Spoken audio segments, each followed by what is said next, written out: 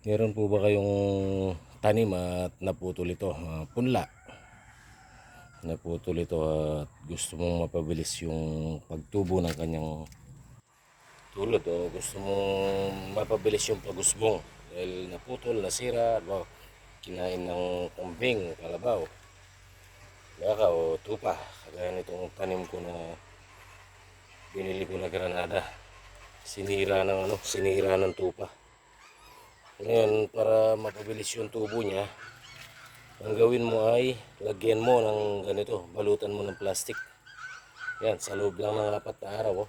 Mula nang binalutan ko ng plastic, 4 na araw lang. Kumusbong na at kumapal yung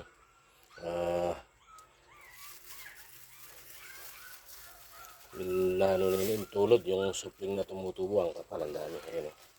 Tingnan natin eh. Dati mayabang ito eh, nasira. Kinain ng tupa. Ano yun, puno ng granada. Ayan o. Ang kapal ng lumitaw na tulod niya. Sanga. Ayan o. Kala ko nga mamamatay na eh. Mabuti naalala ko yung ginagawa namin sa naalala ni Commander yung ginagawa namin sa Sampaguita kung paano kami magpatubo.